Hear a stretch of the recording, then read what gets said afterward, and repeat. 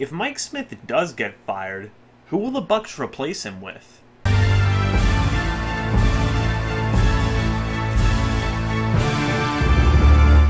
Hey guys, what's going on? James here, and in today's video I'm taking a look at 5 potential replacements for Mike Smith if he eventually does get fired by the Tampa Bay Buccaneers. Now I know he's probably not going to get fired this week. This is being recorded on Sunday, the final day of the Buccaneers bye week. They'll be back on practice on Monday, I believe. So I know it's pretty unlikely that Mike Smith is going to be fired right now, during this week and whatnot. But there's still a chance, he could get fired after maybe a couple of bad games. Maybe he gets fired later in the year. So I want to talk about a couple of short-term and that could potentially turn into long-term replacements, and I want to talk about guys who may be signed after the season. Let's say there's a situation where Mike Smith gets fired and then the Buccaneers, they bring in an interim defensive coordinator and then they have to make a decision at the end of the season. I'm going to be talking about a couple of options in that scenario as well.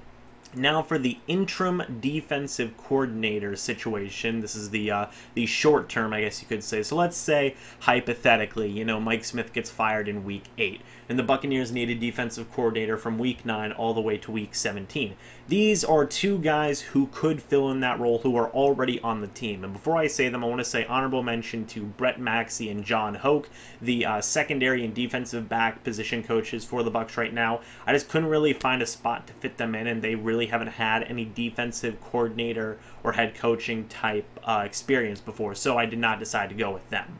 The first guy that I want to talk about, however, and this guy's a little bit of a pretty popular opinion just because of how fiery he is and the type of guy he is, it's our Buccaneers defensive line coach, Brenton Buckner, who is actually a player from 1994 all the way to 2005, and he is currently 47 years old. The reason I'm putting the age here is because that's kind of a big deal when factoring into this, because the older you get, obviously your age starts to decline and whatnot. Look at Jeff Tedford. He left the Bucs due to heart problems and whatnot. That kind of comes with age, I guess you could say. So there is a little bit of a plus side benefit to being a younger potential defensive coordinator option. But taking a look at Brenton Buckner, what he's been able to do in terms of his coaching career so far up to this point, and it's not that extensive. In fact, it's only 4 things that I considered putting down on this list. So he was the head coach of the Charlotte Northside Christian High School, way back, and in his coaching career, I think it was the first thing he did. He would then transition into a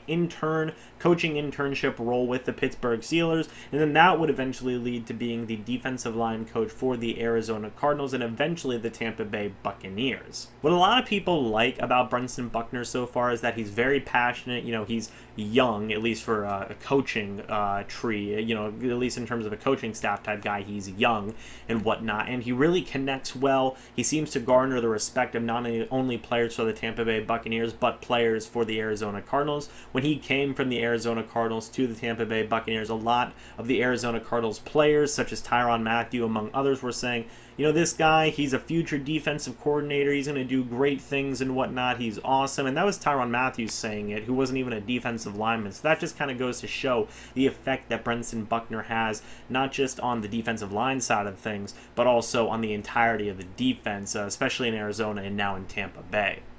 He's fiery, he's youngish, and he seems to garner the respect of most of the players with the teams that he's been on. So what's the downside here? Well, the main downside to Brenton Buckner, why a lot of people think that he's not ready yet, is because he hasn't had any defensive coordinator experience. He hasn't had, any head coaching experience on a college or professional level, and it just seems like he hasn't had enough experience as a coaching guy in general. But to kind of counterbalance that point, I guess you should say, or counter that, what better way to get experience than getting promoted to a defensive coordinator position? Look at Mike Vrabel.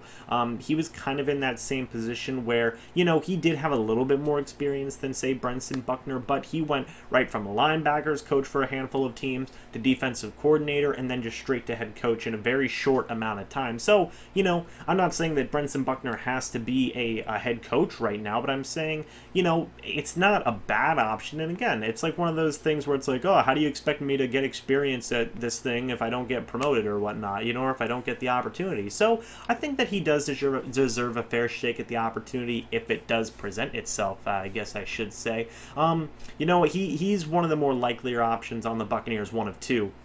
And I think that just the respect that he garners from the players and how fiery he is, I think he has a lot of good ideas, at least in terms of the defensive line and the connection he's able to bring in with the players. I think that that's very valuable, and that's something that can make him a very appealing option as a potential Mike Smith replacement for the Buccaneers defensive coordinator position. The second guy that I want to talk about now, in terms of looking at this from a logistical standpoint, and just kind of, looking at it like, okay, this would probably be the guy, it's Tampa Bay Buccaneers linebacker coach Mark Dufner, or as I'm going to name him for the purposes of this video, the Duffinator. So, taking a look at the Duffinator, who's actually 65 years old, he is a very well-aged defensive machine, I guess if you want to call him that, and he has a way more extensive history in terms of a coaching pedigree than Brenton Buckner. So, just taking a look at it, he was the defensive coordinator for Cincinnati in college from 1977 all the way to 1980.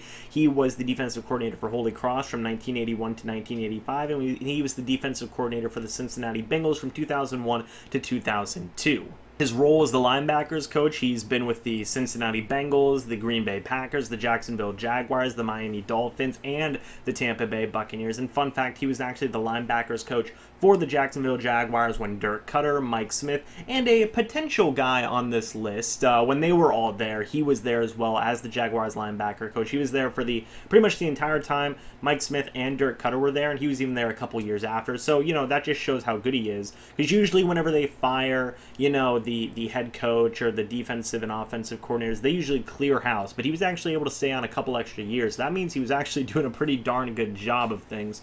And then even taking a look at his head coaching experience, he's been the head coach of 2 colleges, Holy Cross from 1986 all the way to 1991, in Maryland from 1992 all the way to 1996, and he has a head coaching record of 80 wins, 40 losses, and 1 tie. So that's something that definitely is way more different than Brenton Buckner is.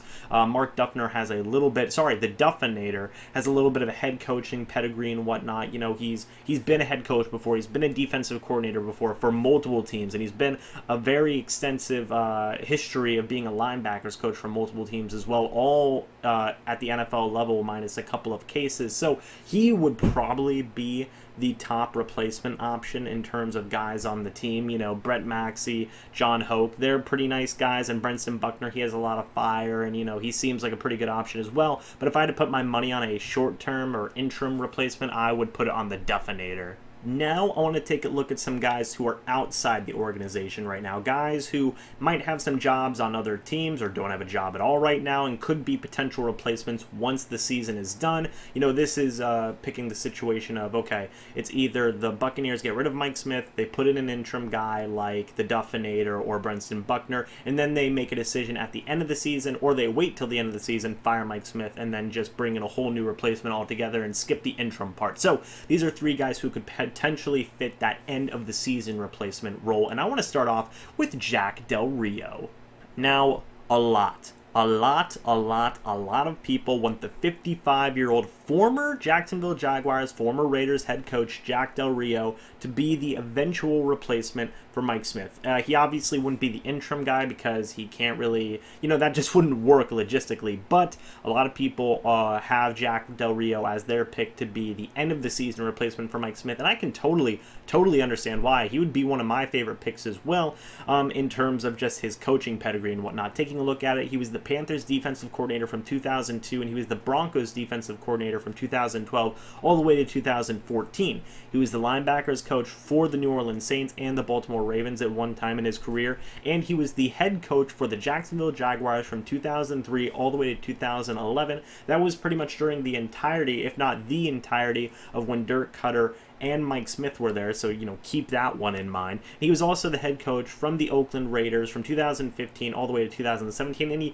he pretty much brought them back into relevancy, and the only reason he was fired was so that the Oakland Raiders could re-sign John Gruden. So, he got a little bit shafted there, but it is what it is. And I think the big thing there is that Jack Del Rio is the former head coach to Dirk Cutter. That's a big deal. You know, the last time that Dirk Cutter hired a former head coach of his, it was Mike Smith. So, you know, that's kind of a big deal if you're thinking about that and that kind of situation. It seems like that if it was Dirk Cutter and he had to replace Mike Smith as somebody, Jack Del Rio would be the perfect guy, the perfect replacement. You know, he has the former head coach. You know, he's Dirk Cutter's former boss essentially. So, you know, I'm sure Dirk would love to bring him in. He has multiple different histories as a defensive coordinator, linebackers coach, and head coach. So he seems a pretty good guy, you know, and even as a head coaching record of 94 wins and 97 losses, that's better than, you know, a couple of the other guys on this list. But the big problem with it is how much attention Jack Del Rio might command from the rest of the league. There might be other teams who want a new head coach, or maybe a new defensive coordinator, or maybe they want to bring in Jack Del Rio as a positional coach, you know? Look at, some other former head coaches who have gone on to become defensive coordinators for other teams. I believe the Lions' former head coach, Schwartz, is it Schwartz? He went from being a head coach to being back to a defensive coordinator. Same with the Saints defensive coordinator. I believe it's Nate Allen. It might not be Nate Allen, but he used to be the head coach of the Oakland Raiders as well. And Gus Bradley, among others. You know, there's a theme somewhat of guys who become head coaches for a time and then they go back to being defensive coordinators or positional coaches, and then they essentially work their way back up because nobody's offering them the head coaching gig, so they figure, well, I'll go back to being a defensive coordinator and just build back up my reputation. So we could see a very similar thing for Jack Del Rio. I know what you're saying. Well, James, what better place to go than Tampa Bay? But, you know, playoff teams might offer him spots as their defensive coordinators, and that'd be a pretty hard thing to turn down. They might offer him more money, this, that, or the other. You know, somebody might even offer him a head coaching job. You know, who knows? That would be the big thing. If somebody offered Jack Del Rio a head coaching job, I guarantee you he would take that more likelier than not over being the defensive coordinator for the Bucs. I know Mike Smith didn't take a head coaching job, would rather take the defensive coordinator job for the Bucs, but that's Mike Smith. We can all agree that he doesn't make the brightest decisions. The next guy that I want to talk about is actually somebody who doesn't get a lot of attention. Nobody's mentioned his name yet, at least as far as I've seen. I had to do a little bit of digging. I did a little bit of research on this guy. It's called Brent Guy. I know. Pretty inventive last name.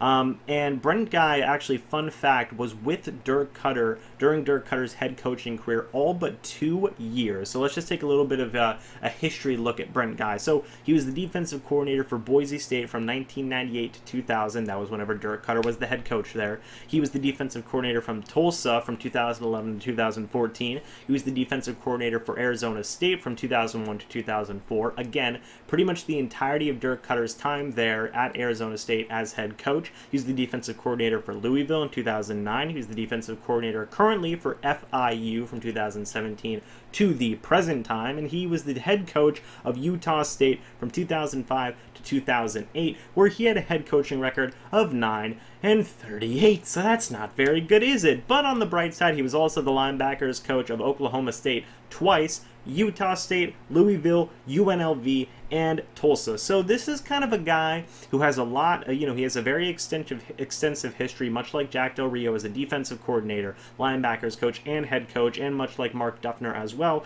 The only downside is that, he hasn't exactly had the best coaching record, has he? But, he's been with Dirk Cutter. He's been Dirk Cutter's defensive coordinator before at the college level, so it could be very reasonable and very understandable that Dirk Cutter would at least consider Brent Guy here, especially since, he's had him for multiple years as a defensive coordinator in the past. I'm sure they're friends and whatnot. We know how Dirk Cutter likes to do with his friends and whatnot, so I think that he could be a very legitimate option if the Bucs do decide to fire Mike Smith at the end of the season. The final guy that I want to talk about, and honestly, I don't know why a lot of people haven't been mentioning this guy, because he's kind of a popular name. It's Mike Nolan. Now, Mike Nolan was actually the defensive coordinator on the Falcons under Mike Smith when Dirk Cutter was the offensive coordinator for the Falcons with Mike Smith. Now, just taking a look at Mike Nolan's history as a coach, and there's a lot to like here, I guess you could say.